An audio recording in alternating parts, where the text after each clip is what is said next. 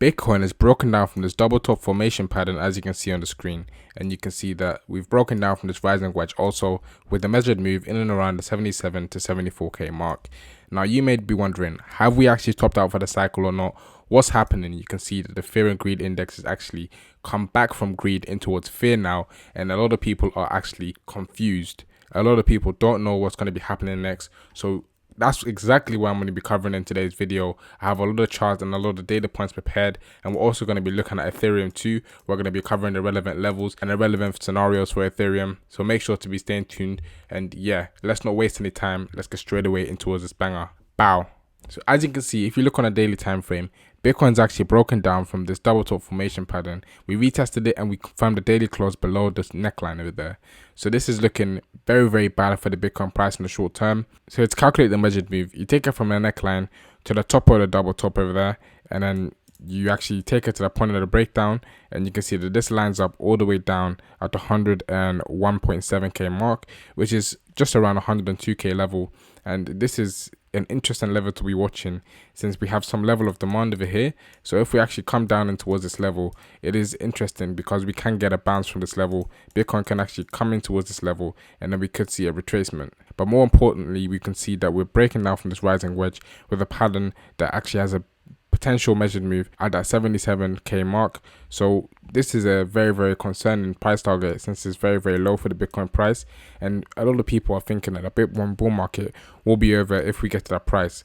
Now, while that might be true, where we've completely broken market structure and we come towards this level, I don't think it's very likely, and I'll tell you why in just a second. But just covering the last bearish fractal, you can see that we're actually repeating the price action from January 2025. So that's actually not looking the best. However, you can see that we consolidated in the box a bit more before we actually moved towards the upside again in a January 2025 breakdown, after we had a deviation of the top side and we moved towards the downside, and we actually retested this level of support that turned in towards resistance.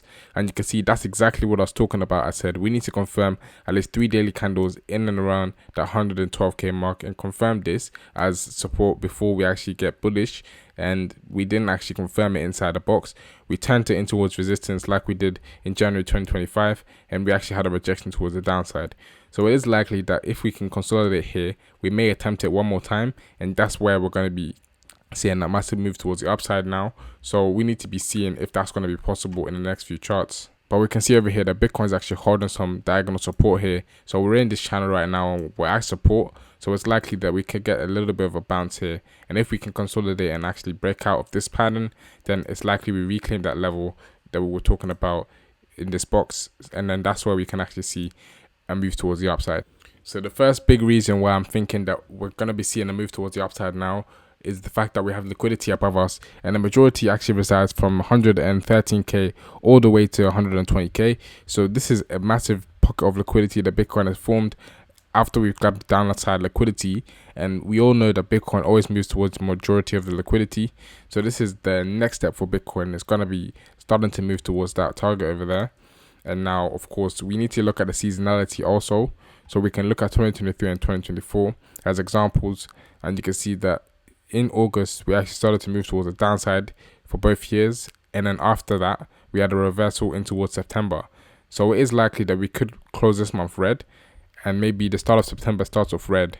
But if we continue to front run the September trap, as everyone's calling September very, very bearish, then it's likely that we can actually continue towards the upside now. Now, looking at the market structure for Bitcoin, you can see that every time we get a lower low, it is likely that we continue towards the upside.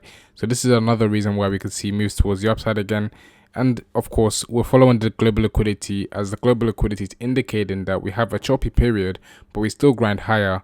So it's likely that Bitcoin follows this trajectory as a general direction instead of exactly to the T. So I think that this is going to be indicating that Bitcoin is going to be moving higher. So this is one extra reason, and you can see that we're testing this bullish broadening wedge pattern. So it is likely that we continue to move towards the upside, just like we did in 2024. Finally, you can see that Bitcoin's bull market peak indicators are 0 out of 30. None of them has been hit so far. So this is looking very, very good for the Bitcoin price long term. It looks like none of the bull market indicators are indicating that we've topped. So I'm staying bullish so far, and I'm not going to be getting too bearish. So if you enjoyed the video and you agree with my opinion, make sure to smash up that like button, and make sure to also check that first link down below for BitTuneX. Now, BitTuneX is an exchange that's offering my community a massive 20% bonus on your deposit. So make sure to be checking this out, because you can see if you deposit $2,000, you'll get up to $400 in future bonuses. So if I were you, I would not fade this, and I'll take advantage of this opportunity. I'll be signing up using this link, and you could be getting that massive free bonus, that free money to be trading with and be taking some positions. Now, looking at Ethereum, we can see that if we look at the liquidation heat map, the same thing as Bitcoin. We've grabbed the downside liquidity, and now the majority resides above us. So I think it's likely that Ethereum moves towards the upside. You can see that we're trying to hold the support level quite nicely, which is looking good. But if in the event that we break the support level, I do think that a $4,000 to $4,100 mark is a key level. You can see that previously this was resistance, and you can see again it was resistance.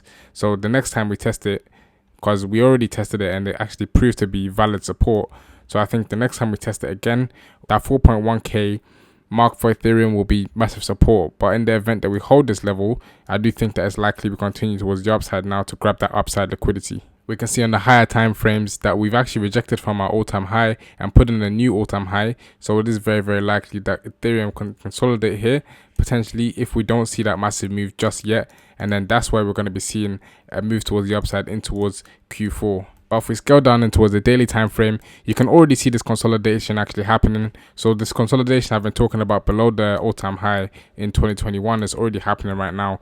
So it is likely that on the next event and on the next move up, we've already tested it twice, and on the third time, it is likely that maybe we can see that Ethereum can grab enough liquidity to push the price a lot higher. On a monthly time frame, we have our MACD actually taken bullish, which is indicating that Ethereum is actually massively ready to continue this momentum towards the upside. We've already come in towards new all-time highs, and we've only just crossed bullish on a monthly time frame. So it's likely that if we continue the MACD bullish and it continues to print new green histogram bars, then it's likely that we're going to continue towards the upside aggressively. Looking at who's actually accumulating Ethereum, we can see that large investors are actually accumulating while retail panics and actually tries to unstake the Ethereum and sell.